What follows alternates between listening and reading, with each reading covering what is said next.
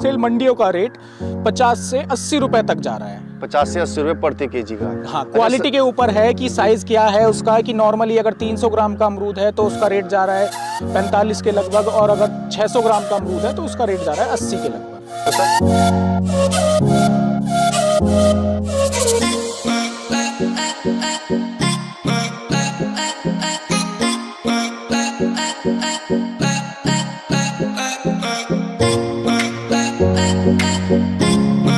किसान भाइयों, आप सभी का खेती किसान यूट्यूब चैनल में स्वागत है। मैं हूं आपका अपना दोस्त ऋषभ चौहान। किसान भाइयों, आज की हमारी इस वीडियो की जानकारी है बागवानी। जैसे कि आप किसान भाइयों जानते हैं कि अमरूद की बागवानी की जाती है, आम की बागवानी की जाती है और तरह तरह फलों की बागवानी की जाती है। तो आज हमारी इस वीडियो में जो जानकारी रहेगी वो अमरूद की बागवानी के ऊपर रहेगी। हमारे साथ सर है जिन्हें की काफ़ी सालों का अनुभव है और आपको आज अमरूद के बारे में A to Z पूरी जानकारी देंगे। सर नमस्कार। नमस्कार। तो सर, जो हमारे किसान भाई हैं, सबसे पहले आप उन्हें एक छोटा सा अपना परिचय दीजिए।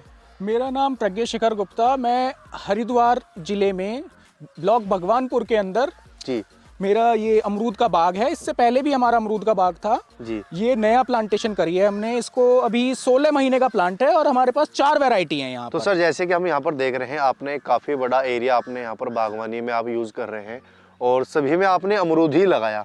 तो ये आपने अमरूद ही क्यों लगाया? इसके अलावा आप और तरह की बागवानी भी कर सकते थे। अमरूद में हमने अमरूद इसलिए लगाया कि जैसे आप देखते होंगे कि आम साल में केवल एक फसल देता है। अगर मौसम की कुछ खराबी हो जाए तो किसान को बर्बादी होती है पैसे की काफ़ी जी।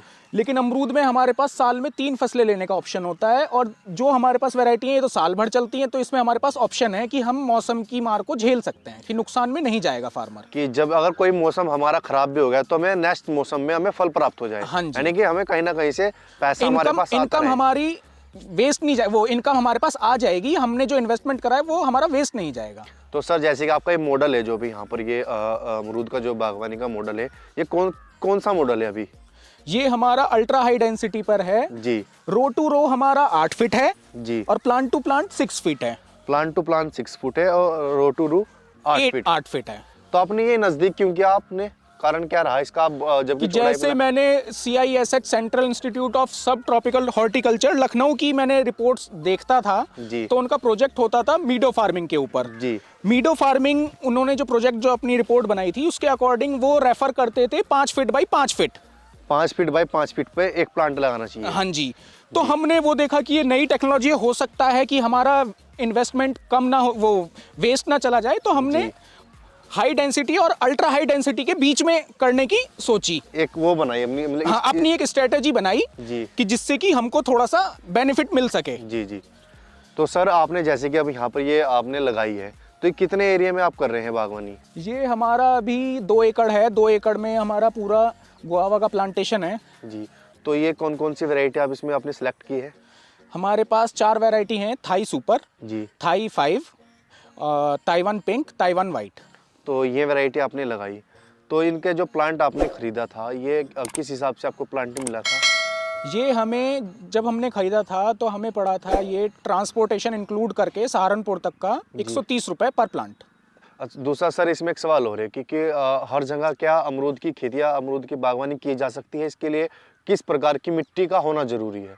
मिट्टी आपकी नॉर्मली कैसी भी चल सकती है, बट कोई भी खेत ऐसा नहीं होना चाहिए कि जहाँ पर आपका जो वाटर टेबल है जी, ग्राउंड लेवल से 3 फीट से ऊपर नहीं होना चाहिए। 3 फीट से ऊपर उसमें जल भराव नहीं होना चाहिए?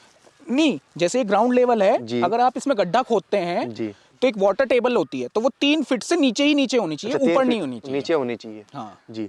तो सर, अभी ये कितने महीने का हो गया आपका फल? ये हमारा अगस्त की प्लांटेशन है, 16 महीने का हो चुका है। 16 महीने का हो गया।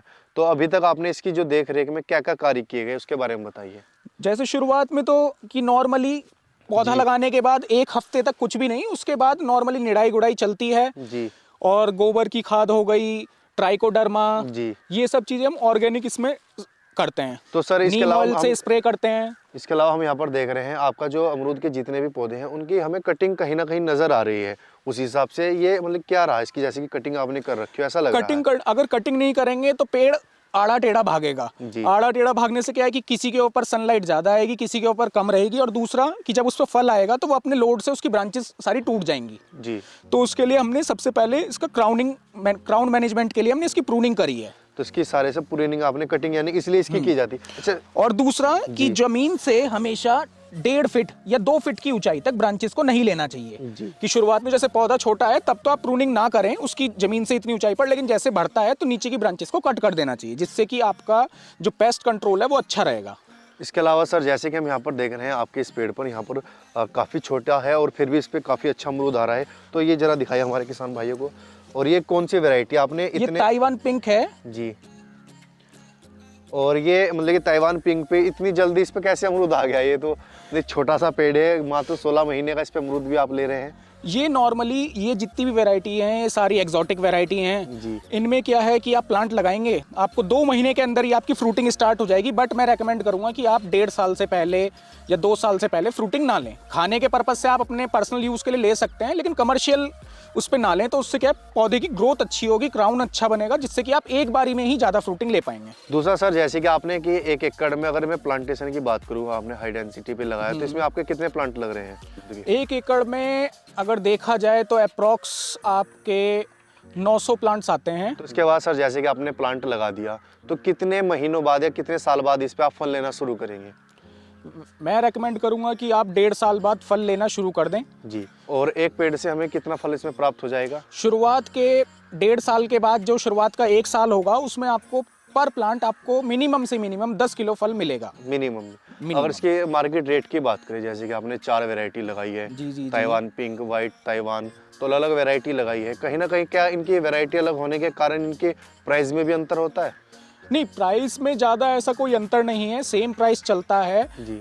चारों वैरायटी का ऑलमोस्ट सेम ही है, 1-आध रुपए का अंतर आता है मंडी रेट में, लेकिन प्राइसेस सबके सेम चलते हैं। और दूसरा इनका क्या है कि इनकी शेल्फ लाइफ बहुत ज़्यादा है, कि आप जैसे देखेंगे कि अमरूद पेड़ पर ही आधा किलो का हो जाएगा, वो पका हुआ होगा। अगर आप उसे आपको लगता है कि मंडी में रेट नहीं मिल रहे हैं तो आप उसे पेड़ पे लगे रहने दीजिए। अगर आप तोड़ भी रहे हैं तो भी वो नॉर्मल अमरूद के बजाय 3 दिन ज़्यादा शेल्फ लाइफ रहती है उसकी। सर अगर इसके रेट की बात करें अमरूद की, क्योंकि लास्ट में जब हर कोई किसान इसका उत्पादन लेने के बाद उसको मार्केट रेट की वैल्यू रहती है, क्या रेट बिकेगा, तो उसका क्या रेट रहता है? अभी एट प्रेजेंट अगर मैं बात करूं तो होलसेल मंडियों का रेट 50 से 80 रुपए तक जा रहा है। 50 से 80 रुपए प्रति केजी का? हाँ, क्वालिटी के ऊपर है कि साइज क्या है उसका, कि नॉर्मली अगर 300 ग्राम का अमरूद है तो उसका रेट जा रहा है 45 के लगभग, और अगर 600 ग्राम का अमरूद है तो उसका रेट जा रहा है 80 के लगभग। तो सर इसमें हमने एक चीज़ और देखी, कहीं किसान भाई या कहीं जो लोग कहते हैं कि अमरूद को हम अपने तरीके से किसी भी मौसम में ले सकते हैं, क्या यह बात सही है? जी हाँ, आप प्रूनिंग के अकॉर्डिंग, आप जैसे प्रूनिंग करेंगे उसके अकॉर्डिंग आप फसल अपने अकॉर्डिंग मेंटेन कर सकते हैं। अगर हम बरसात में चाहे तो बरसात में ले सकते हैं, वो हमें अच्छे से सीखना पड़ेगा कि किस समय हम उसका फल लेना है। उसकी प्रूनिंग सीखनी होगी, उसका मैनेजमेंट सीखना होगा, उसके बाद आप ले सकते हैं किसी भी मौसम में। तो जो हमारे नए किसान भाई है जो बागवानी में आना चाहते हैं, तो आप उन्हें अमरूद की बागवानी के लिए क्या कहना चाहेंगे? और दूसरा सर हम यहाँ पर आपका देख रहे हैं, आपने इसमें आपने अमरूद के साथ साथ आप इसमें अलग तरह की 1-2 फार्मिंग और भी कर रहे हैं, तो ये क्या कर रहे हैं, इसके बारे में बताएं। ये जैसे हमने हल्दी लगा रखी कि बीच में बेड में जगह थी, तो ये हमने हल्दी लगा रखी है। ये मोरिंगा लगा रखा है जी। मोरिंगा हम नॉर्मली इसलिए लगा रखा है कि नॉर्मली हम अपने एनिमल्स को फीड दे सकें, कि हम इसकी हाइट ज़्यादा नहीं जाने देंगे कि ये अमरूद पे इम्पैक्ट करे। जैसे ही इसकी अमरूद के बराबर हाइट आएगी हम इसे कट करके अपने एनिमल्स को दे देंगे। जी सर, तो इसीलिए आपने इसमें यानी कि अमरूद के साथ साथ आप इसके साथ इंटरक्रॉपिंग में और फसलें भी ले सकते हैं। जी, तो इसका ये भी फायदा आपको आसानी से मिल जाता है। जी। तो सर अब बात करते हैं इसकी सावधानी, क्योंकि हर कोई किसान भाई बागवानी कर लेता है, कहीं ना कहीं उसमें कुछ ऐसा हो जाता है कि उसके बारे में पता नहीं होता, कहीं ना कहीं नुकसान उठा लेता है। जी। तो आप हमें अमरूद की बागवानी के बारे में कुछ इसके नुकसान के बारे में बताएं, किस किस विशेषताओं का ध्यान रखना चाहिए? सबसे मेन है इसमें सबसे ज़्यादा बीमारी जो आती है वो एक होती है नीमेटोड की। नीमेटोड तो आप इजीली कंट्रोल कर लेंगे, आप इसमें गेंदा लगा करके नीमेटोड कंट्रोल कर सकते हैं, वरना तो आजकल बहुत सारी दवाइयाँ आती हैं ऑर्गेनिक। जी। और उसके बाद आता है आपका इसमें स्टेम बोरर, एक कीड़ा होता है वो इसमें छेद कर देता है इसके तनों में। उसके लिए आप नीम ऑयल का यूज़ करें रेगुलर बेसिस पे, अगर आप ऑर्गेनिक करते हैं। और अगर आप नॉर्मल वाला यूज़ करते हैं तो आप इसमें लिए कोराजन का स्प्रे भी कर सकते हैं, तो वो बहुत बेटर रहेगा। तो कहीं ना कहीं ये 2-3 कमियां हैं जिसके कारण पौधा खराब हो जाता है। जी। तो सर आपने हमारे जो किसान भाई हैं उन्हें बागवानी के बारे में एक बहुत अच्छी जानकारी दी, और इसके लिए आपका बहुत बहुत धन्यवाद। धन्यवाद। तो किसान भाइयों, जैसे कि आपने देखा सर ने आपको बागवानी के बारे में बहुत ही अच्छी जानकारी बताई। उन्होंने बताया कि कैसे आप अमरूद की फसल को अपने खेत में अगर लगा रहे हैं, कैसे उसे सुरक्षित रख सकते हैं। तो उनके द्वारा दी गई जानकारी आपको कैसी लगी, आप हमें कमेंट बॉक्स में जरूर बताएं। वीडियो अच्छी लगी तो लाइक करें, शेयर करें, साथ ही चैनल को सब्सक्राइब करें। जल्दी एक नई वीडियो, नई जानकारी मिलते हैं। तब तक के लिए जय जवान, जय किसान।